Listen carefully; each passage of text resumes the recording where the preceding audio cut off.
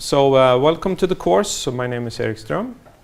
So I will be the lecturer, and this is Shoaib in the audience, who will be the TA. So today we will go through the course a little bit in the course PMS. You have printed copies of this. It's quite extensive, probably contain answers to most questions, but I would like to touch on a few things as we start, so you know what the course is about and what the rules are, how you get a good grade, things like that, right? So course information, and then we will go to some more technical stuff. First of all, language. So the course will be taught in English because we have English speaking. As far as I know, at least, there are people that don't speak Swedish in the course. And by the way, Shoaib, he speaks Italian. What other languages do you speak? Arabic, French. Yeah, so you can speak Arabic, French, and Italian to Shoaib. Swedish, less so, right? I would prefer if we can keep most of the stuff in English, written material, slides, exams, things like this. But if you're uncomfortable with asking questions in class, you can ask them in Swedish. I will translate. Okay, so that's no problem. Of course, when you come and speak to me, you can speak Swedish also. That works out fine. When it comes for the exam, you're actually allowed to answer questions in Swedish. That's fine. It will be slightly harder for Shoaib to grade them, right? So I would prefer if you can do it in English, but it's fine that you do it in Swedish also. A few announcements. In the beginning of the course, it's always like this, that it takes some time before all registrations are there. Sometimes there are problems with registrations and so forth. But it's actually quite important that you register for the course, because otherwise we don't know that you exist. And if we don't know that you exist, you will not be assigned to a project group, and that will be bad. Okay? So in the case that you're not registered to the course, please do that immediately. If there are some problems, send Shoaib an email and say, okay, I'm sorry, but there is a problem with my registration. Could you please still assign me a project group, right? So you are not missing out on that. Now, changes and updates to the course will be found on the ping pong page. Here you will also find lecture slides, reading instructions, handouts, all kinds of material. If there are any updates, they will be posted here. The schedule is available at Time Edit, and it should be up to date. If there will be any changes, I will make changes so that they appear in Time Edit.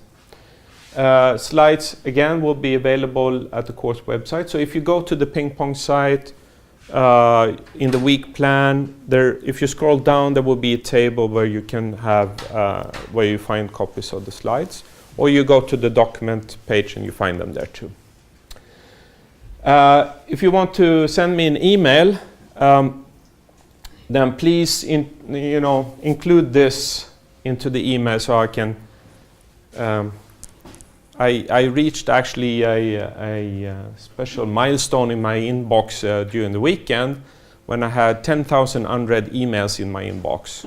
Okay, I don't foresee that as decreasing. So, but if you put this into the header, I will notice it, hopefully, right? And I can at least find it afterwards. So please put the SSY305 in the headings. Further announcements, there will be some student representatives as usual. So are you here, by the way? Yeah, could you please rise so people can see your faces?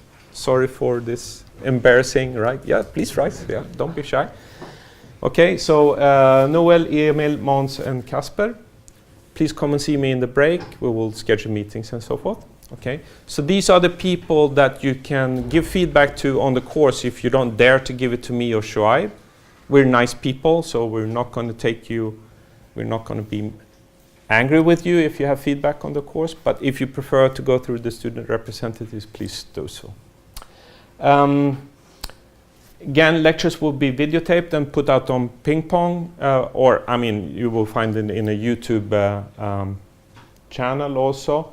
No editing will be done to the lectures.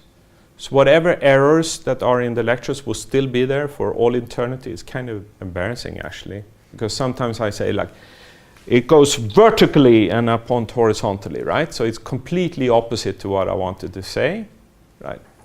Just as any lecture, there will be errors. And I don't have time to fix them. So please take them with a grain of salt, right? They're lectures, right? But it could be good if there's something that you would like to, revisit, or for some reason you're unable to come to class, you can always find them there on YouTube.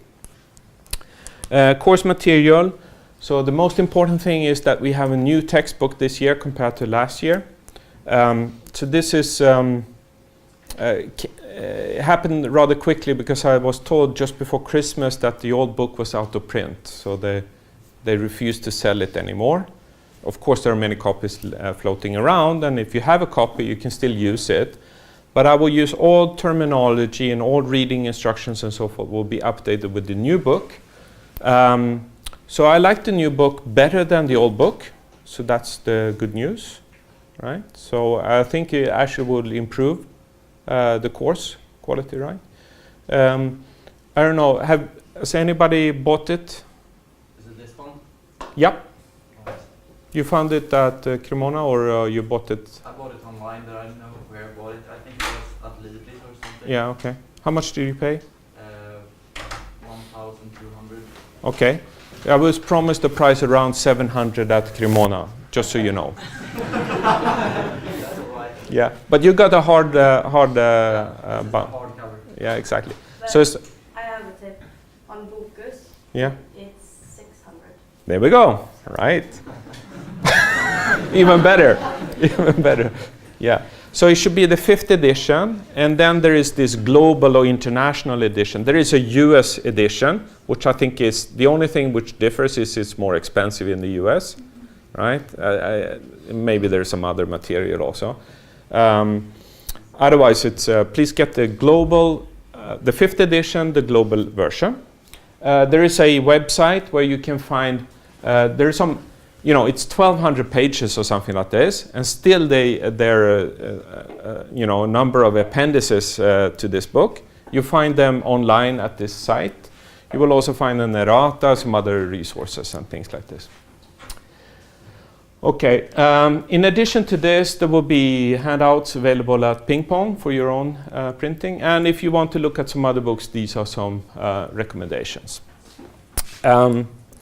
Lectures and exercises. So the course content is what's available in the course PM and things like that. Not every single thing in the course will be explicitly treated at the lecture, right? So some things which are easy or medium difficult, but not super important. I will concentrate on things which are difficult and super important at the lectures, right? Because what other trade-off would I do, right? So that's what I'm going to do. But then don't take the course, the lectures as a definition of the course content. Please read the book. Again, a book like this is a couple of years old now, and technology, of course, evolves. So whatever is in the book might not be the latest and greatest. So if you're interested in this, Google is your friend, right? And then you can find up-to-date information. However, the course is about fundamentals, so it's not about the latest technology. But if you're interested in latest technology, you go to the web, obviously, right? But the fundamentals for networking and so forth is the same, and that's what the course is all about. So don't worry about that. Then I would like to say a few things about the exercises. So they are problem-solving sessions where actually you are supposed to solve the problems, right? So Shoaib will be there to guide you, to assist you, maybe go through a little bit of theory, solve half a problem and so forth. Then it's up to you to solve problems in the problem sets, which will be posted on Ping Pong, okay? Because as you know, it doesn't matter what Shoaib and I do for you to learn, right? It's what you do that will matter for your own learning, okay? And I'm a firm believer in that working problems on your own or in a group is the best way to to spend the exercise time on. You've been to exercises, I'm sure, where the assistant writes out beautifully compact and elegant solutions to problems in half light speed, perhaps, right? And you frantically copy this down, right? Very little learning comes out of that, okay? Because then you have to go back and you have to work the problems and do it yourself anyways, right? Then is when you learn. Okay, so I wanted to cut out that part of copying down solutions from the assistant, from the exercises, and try to spend that time in interacting together, being confused together, and get some hints from Shoaib how to move out of that confusion state into a state of actually knowledge. Okay, so it's uncomfortable, right? Because you have to talk to your friends and you have to work, but it's the best way. I'm convinced about that. So please give it a shot. But it's up to you, obviously. Projects, there will be a project also. So we will, again, you need to register or send Shoaib an email, because if you're not in our systems, we don't know that you exist. Why is this important? It's important because we will actually assign you to your groups. So then, why do we do this? Why don't we allow you to work with your friends that you perhaps have been working in projects before, you know exactly your habits and so forth, and you know what to expect from each other? The reason is that after the course, people hate this when we assign project groups before the course. After the course, they're pretty happy with this. So I've been asking, what do you prefer?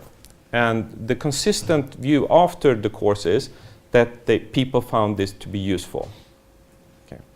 And then, of course, when you then to start to work in a couple of years, you're not free to choose who you work with. Your boss will tell you who you work with, right?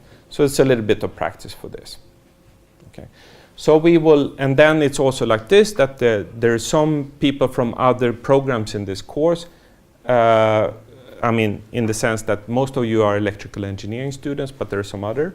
And we want to disperse them a little bit also between the project groups.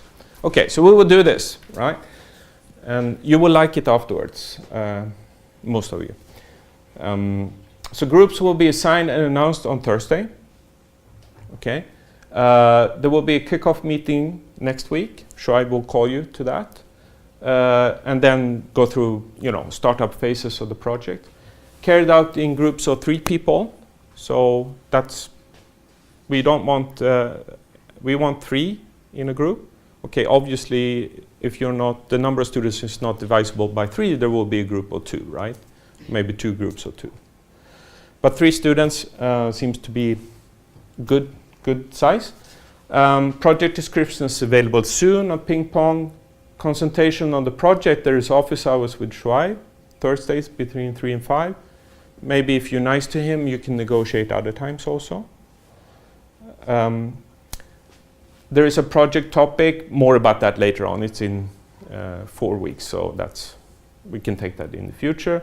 Rules, as usual, cooperation between groups is not allowed. You're supposed to work with your group members. Don't copy code from internet and other sources. You need to write some code, right? So what cooperation is allowed? Well, general questions, right? I mean, is there a typo here? Yes, no, you can answer that. How far have you gotten with the project? We're already here, and things like that. Of general nature is of course allowed, right? But please don't rob your fellow students of a learning experience by telling them what the solution is, right? It's nice in short term, it's bad in long term to share solutions. Maybe you don't want to tell them the wrong solution, but anyways, I mean, the thing is, learning is by frustration, right? You're frustrated because you don't know the answer. You try a lot of things, and then finally you find the solution, and bam, that will be with you forever, that learning experience. Okay. All right. Project reports. There are 3 parts. Part 1 and 2 should be documented in a report. It should be defended at an oral exam. There's an oral presentation for part 3. Guidelines, deadlines, and so forth are in course PM. Submit the report in PDF at ping pong. It will be checked by Urkund so that it's for plagiarism, standard procedure. Deadlines for okay, so this is actually important. Deadline for the report is actually strict. Okay, we're not going to grade any late reports. Okay, and then that's just for convenience, I would say. I mean, the deadline is pretty far away. It's up to you to make sure that you meet it. So no late reports, please. All members should then, of course, contribute to the project. I know that this is one of the problems with projects, right? You have different schedules, ambitions, motivation for the course, perhaps. But please contribute to the project, right? Because this will be beneficial for your learning. And then one should state in the section that actually, you know, student A did this, student B did this, student C did this. And if student C says, well, I didn't do anything, right, that student will probably fail the project. Okay. You don't want to fail the project because then you fail the course also. So project grading, it's a lot of details here, but basically there are 3 components. You can read this later on, and I will reiterate this when it starts to become important. But the report will be scored. So if it's a really bad report, one fails. The individual will be assessed at the oral exam. So Shoaib would ask, you know, student A this question, student B this question, student C this question. And then if student B, say, was unable to show any knowledge whatsoever about the project, that student will fail. Right? Presentation score, if you make a very, very bad presentation, then you will also fail. So is this common, that people fail the report projects in different things? No. But it has happened, right? As long as you work, no problem, right? Project needs to be approved to pass the course. We will have quizzes. Quizzes will be in class at selected exercises, one per week. Multiple choice, closed book, no calculators, nothing like that. 4 multiple choice questions, 10 minutes. Each of them gives a quarter point. Incorrect gives 0 points, so no negative score for wrong answer. Maximum quiz score is then 1 point per quiz, total 6 for the course. That will be counted towards your grades at the end. This is not huge in terms of points. So why do we have quizzes? The only reason is for you to get a feeling for, am I in phase with the course or not? Because if you score 0 on a quiz, that should really be a warning bell, right? If you score full, then you can be pretty happy, right? So it's just for this reason. Exam at the end of the course. Of course, you know how you need to register for the exams, right? There's nothing new there. Focus on understanding rather than memorization. So what can we bring to the course? Chalmers approved calculator. So this has been fluctuating a little bit, right? Sometimes there was this decision that there should be available that you could borrow one, but that has been rescinded now. So hopefully you have a Chalmers approved calculator, or you're very good at doing fractions in your head. Or you know, it's not advanced math that needs, but maybe there's a square root or a log or whatever, right? So bring that. If you don't want to memorize formulas like trigonometric identities and so forth, bring your math book, your mathematics handbook, and then you can bring your own handwritten notes on both sides of a single A4 page. Okay, so here you can write down whatever you like. Okay, it could be solutions to all exam problems, or it could be something that you think is hard to memorize that you still think you need to memorize. Your favorite poem, for moral support, whatever, right? No rules when it comes to content. However, no photocopies, and it has to be handwritten also. And the reason why it's handwritten is because I don't want people to do microscopic text, right, and bring binoculars or whatever, and you have the whole textbook, right? That's one reason. Second reason is when you write things down, you learn, right? So it's actually a learning experience to summarize this course on a sheet of paper, right?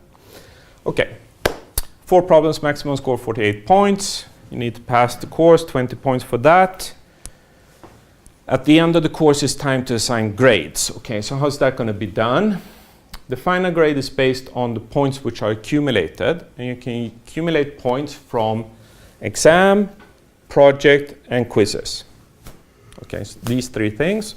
And if one adds up all the points you can get from these three things, you get 100. Okay, and here's the scoring table after this. So if for some reason it's 39 or below, it's failure. It's pretty hard to get that actually if you don't fail one of the projects or other things, right? But you need to have this also. You need to score 20 points on the exam. You need to pass the project. Yeah, and that's about it, I guess. For you who have friends in last year students and so forth, you know that they were given 2 extra points for filling out the course questionnaire at the end of the course. I was later told that this was against the rules. So I was thinking about ignoring the rules, but then, yeah, I said, well, maybe I should follow the rules here. So I'm sorry, there won't be any 2 extra points at the end of the course. However, I'm so happy if you can fill out the course questionnaire anyways, right? Because it's super important for me and Shoaib to figure out, okay, how can we improve the course, right? So still feel free to, or please fill out the course questionnaire. It will make me very, very happy. Okay. So any questions on the course setup? I mean, it's a lot of information at the beginning here. I don't fully expect you to have learned all of the twists in the courses right now. But I mean, if you have any questions, please let me know, right? Then we can figure things out. Prerequisites. Signal processing, a little bit of probability theory will be nice. You can have them if you have followed these courses. If you feel like I'm a little bit rusty on this, there is some review material at Ping Pong that you can look at. We will not do much of a review in class. I mean, prerequisites are things that are supposed to be that the students bring into the course, the knowledge you bring in. But, you know, it happens. Maybe it was a while ago, so far like this. Then you can just go to the review material, go through it. You will be up to speed, hopefully. Right. And the purpose of the course then is twofold: to give a broad introduction to the field for you guys who are not having a career in, say, communications in the future, but you have another career. But I can promise you, whatever career you have in the future, you will have to interact with communication engineers in one way or another, for sure. Right? It's part of the human existence now. I mean, internet and communication between things and all of these things, right? Regardless if you're into power engineering or process control or I don't know, financial markets, whatever, right? You are somehow touching this area of communications and communication technologies. But then it's also supposed to be a solid foundation for those who wants to go into communication systems in the future. All right, so for a master's program in MPCOM and MPWPS and so forth. Okay, so communications, what is that? Well, communication is the C in ICT. How many knows the acronym ICT?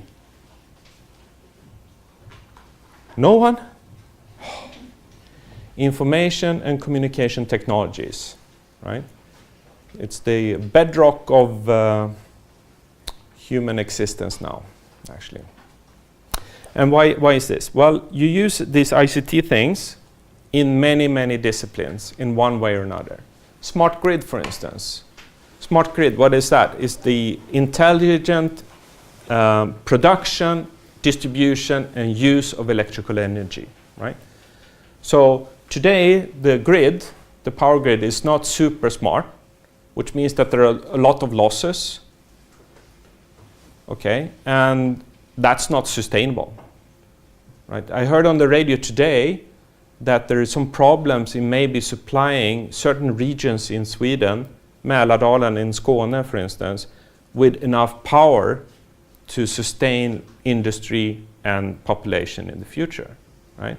So then the question is, should we build a bigger grid with all the expenses that comes with that, or should we use the existing grid in a smarter way? I think the choice is pretty obvious, right? We should, of course, use what we have in a smarter way until that is no longer an option, and then we build stuff, right? Save energy, save resources for a sustainable future. Okay. Other things like process control. When we manufacture things like seemingly simple things as you know, the material that this tissue is made up of, you know, paper pulp, is actually quite advanced industrial process. That needs to be controlled finely, because I mean there's trees coming in and then there is this coming out, and whatever is in between needs to be power efficient, energy efficient, and also resource efficient, making sure that there are as many of these per tree as possible, right? So that's actually quite a difficult problem, right? And inside of this, the intelligence that runs this is ICT technologies. Here, traffic safety. This is something that I feel strongly for because I do some research in this. Shoaib also, for that matter, right? How vehicles communicate with each other in order to avoid accidents. Do you know how many people are killed in traffic accidents a year globally? Order of magnitude is fine. Is it 100,000, 10,000, 1 million, 10 million? What would you guess? Around 100,000. Around 100,000? 1 million. 1.3 million every year. You know, that's quite a few people. Right, so we want to do something about that. And one way one can do about that is, of course, don't drink and drive. That's one thing. But we can also make the vehicles and the road infrastructure more smart to avoid accidents. We can also make it more energy efficient by allowing traffic to flow with less fuel consumption and more cars per road segment. Again, because we don't want to build new roads, it's expensive. And we want to save on emissions, and we want to save fuel. Green and safe. Again, for a sustainable future, right? Transport in general is a big thing here. E-health.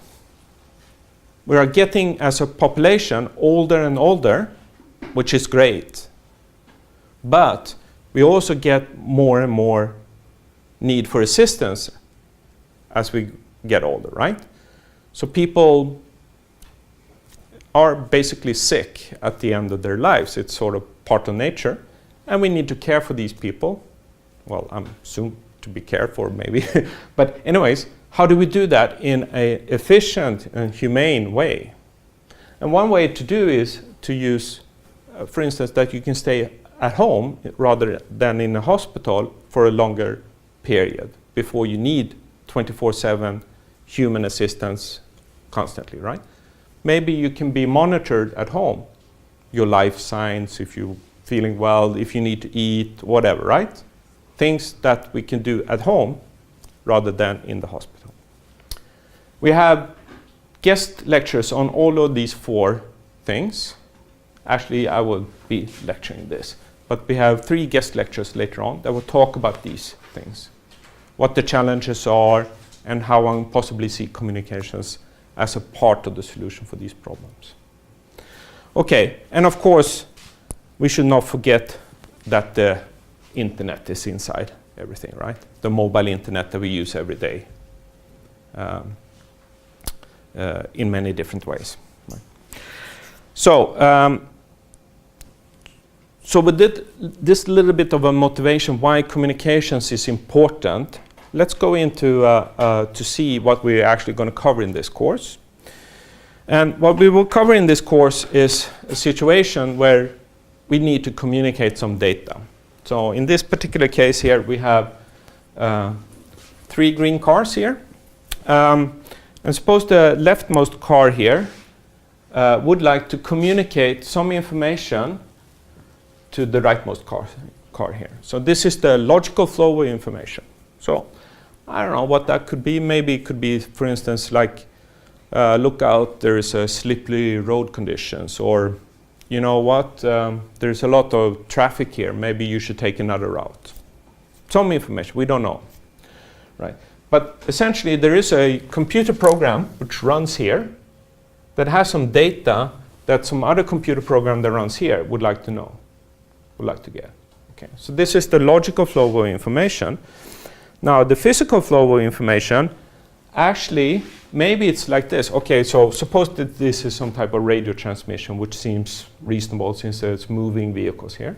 So maybe this, the destination is not in radio range of the transmitter here. We need to go through an intermediate node here. Then the information actually goes down this, which is known as a protocol stack that we will talk about later on, where different layers here have different purposes and functions. And then it goes over to the middle one, it goes up and down in this protocol stack here, and then up here. So this is the physical flow of information. So we will talk about both how things logically are connected and how things are physically connected. So if one looks at a simplified model for communications and try to map what the course is about, we then have, we're going to treat communications different abstract levels. So here, down here, is electrical engineering. It's like waveforms and voltages and things like this.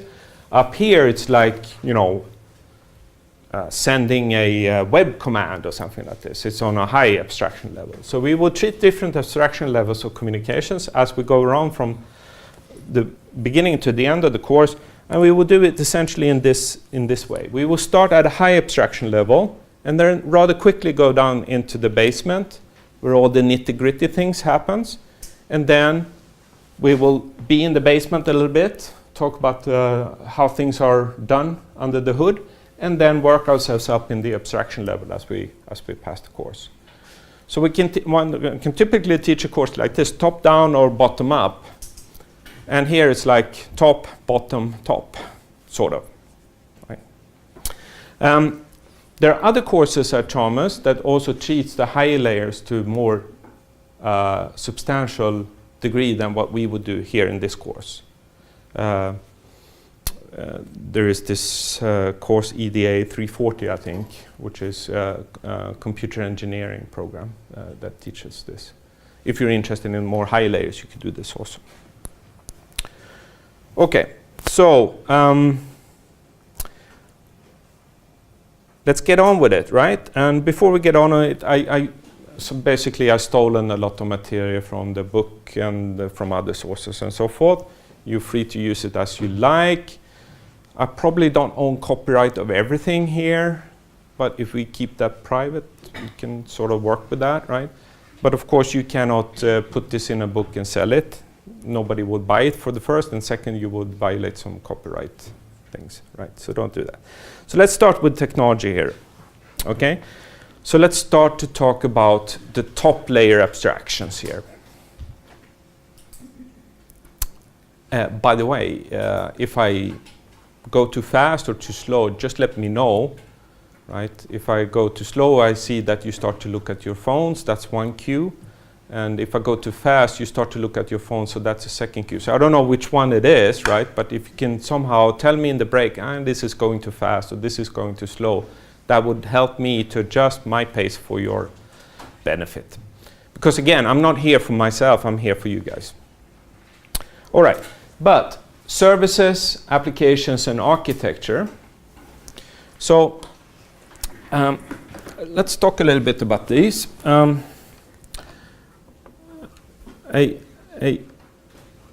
basic service is an ability to transmit information somehow with some attributes. Okay, so what does that mean? Well, a service could be reliable or unreliable. So now you can ask yourself, why would you ever would like to have a service which is unreliable? Any ideas? Why would you ever choose a service which is unreliable if you have a reliable service you can choose from?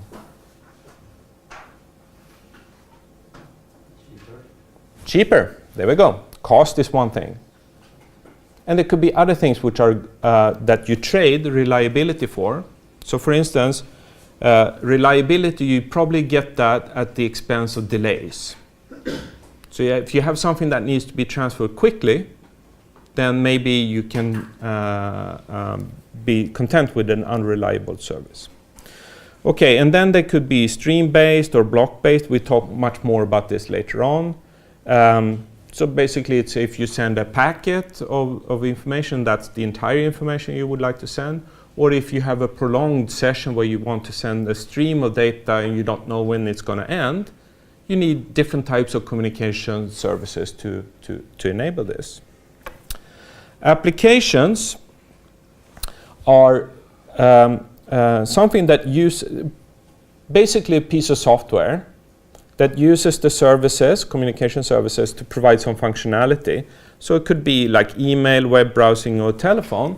So these are things which are running in your devices which are helpful for you. So here there are applications running on this phone which uses communication services, maybe LTE or Wi-Fi or some other communication means, in order to enable these applications, right? So I would say applications are on the top level of abstraction. Okay, and then architecture, what is that? Well, architecture is how the network is actually put together. What are the components, what are their interactions, and so forth. Right. Okay, so if we then talk about applications here, again, email, telephone, web browsing, texting, things like that. These are applications that you use, right? You are users of this, which are then using the network in some respect, right? So Alice here can send an email to Bob, and Bob can send an email to Alice. They don't really know what's inside here. They just know how to operate their clients, the mail clients, you know. Maybe Alice here is using a Mac mail app, and Bob is using Outlook. They can still communicate, right? 5 components of data communications that we will talk about. First of all, we have a message, okay?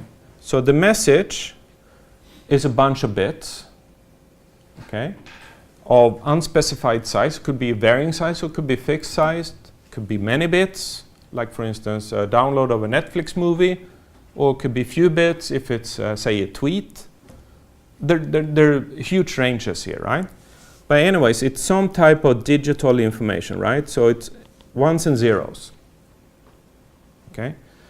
And then we have a sender, and the sender is the device which transmits this message. So the message is generated somehow, comes to the sender, and the sender sends it then over a transmission medium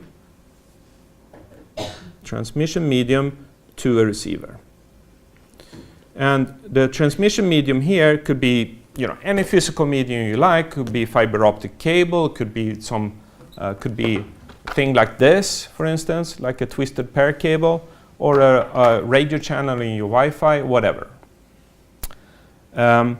So we have a sender, we have a receiver, we have some message, and then we have a medium.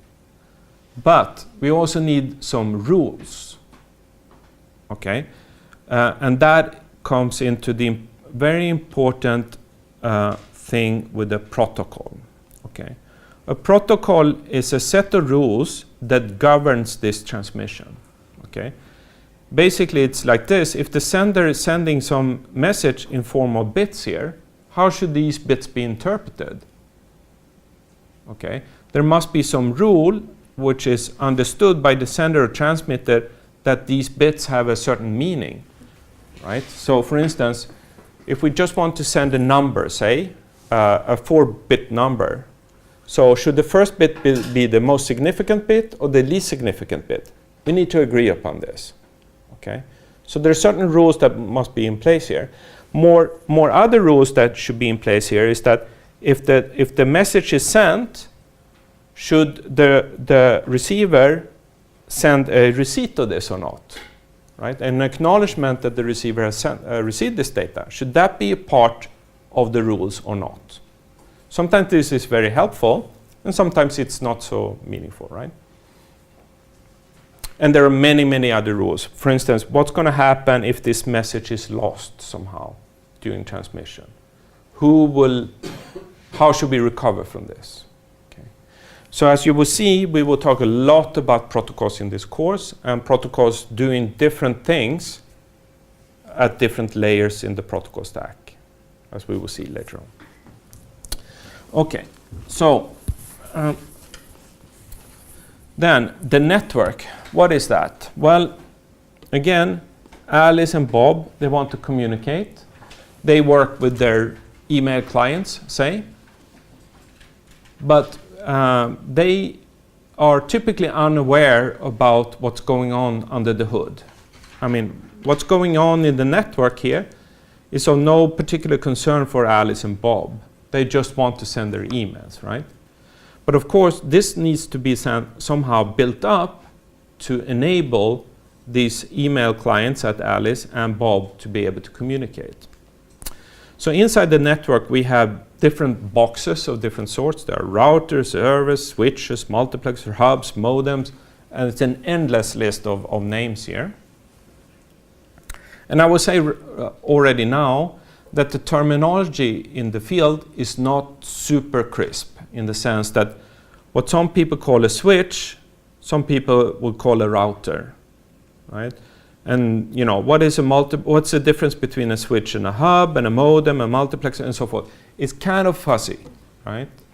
I will try to keep a terminology in this course which is consistent with the book, but when you Google or when you read another book, please understand that these concepts are not mathematically precise, right? So different people will call different things different names. Okay, anyways, out of all of these boxes, they're interconnected with some type of links, you know, cables or fiber optics, whatever, wireless maybe.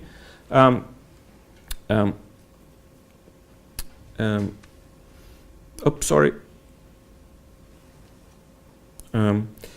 And then there will be buildings, towers of various sorts, and everything like this should be normally hidden for the user, because the user really don't care as long as it works. When building a network like this, we're concerned about performance, obviously, right? We are concerned about cost and performance. So what are the typical performance metrics of a network? Well, throughput is one important thing. So throughput is basically bits per second. I mean, how many bits per second can we transfer from Alice to Bob, for instance? You know, that is an important property of the network. We would like that to be high. The delay is another thing. I mean, how many seconds does it take, or rather maybe how many milliseconds does it take for the data to go from Alice to Bob? Is it 1 millisecond, 10 milliseconds, 100 milliseconds, 2 minutes? What is it, right? Reliability is another concern. Reliability has to say that, okay, now suppose Alice sends some data into the network. What is the probability that Bob receives that? Is it high, low, medium? What is it? And then maybe our generation's biggest concern, security. Okay, what prevents bad people from messing up the network, falsifying information, or create malicious use of the network to steal money, to sabotage, to terrorism, warfare, things like this. Okay, security is important. Okay, what other things are important are breaks. So let's take 15 minutes now.